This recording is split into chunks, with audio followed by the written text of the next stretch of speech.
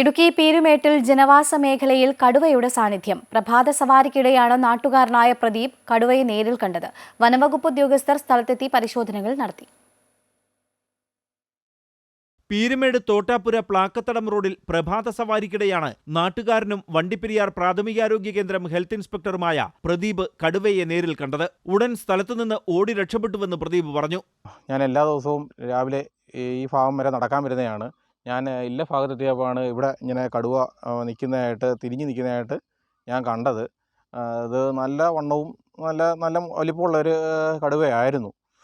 പക്ഷേ ഞാനത് കണ്ടപ്പോഴും ഇവിടെ അങ്ങ് അടുത്തൊന്നും ആരുമില്ല. ഞാൻ അതിനെ കണ്ടതും അപ്പുറം തന്നെ തിരിച്ച് ഞാൻ അങ്ങോട്ടങ്ങ് ഓടിപ്പോവുകയാണ് ചെയ്തത്. അവിടെ ചെന്ന് നമ്മുടെ ഒന്നുണ്ട് സുഹൃത്തുക്കൾ ആ ഭാഗത്തുള്ള അവരെല്ലാം വിവരം അറിയിക്കുകയും അങ്ങനെ ഫോറസ്റ്റുകാർ ഇവിടെ ഒന്ന് അന്വേഷണം നടത്തുകയും ചെയ്തു. വനപ്രദേശത്തോട് ചേർന്ന് കിടക്കുന്ന ജനവാസ മേഖലയാണിവിടം. പീരുമേട് പഞ്ചായത്തിലെ ആദിവാസി മേഖലയായ പ്ലാക്കത്തടത്തിലേക്ക് ആളുകൾ നടന്നു പോകുന്നത് ഇതുവഴിയാണ്. സമീപത്ത് വനമായതിനാൽ കാട്ടാനകളുടെ സാന്നിധ്യം പതിവായിരുന്നു. എന്നാൽ കടുവയെ കാണുന്നത് ആദ്യമായാണ്. വനംവകുപ്പ് ഉദ്യോഗസ്ഥർ സ്ഥലത്തെത്തി പരിശോധന നടത്തി. വനമേഖലയായതിനാൽ ഇവിടെ കടുവയുടെ സാന്നിധ്യം വനംവകുപ്പ് തള്ളിക്കളയുന്നില്ല.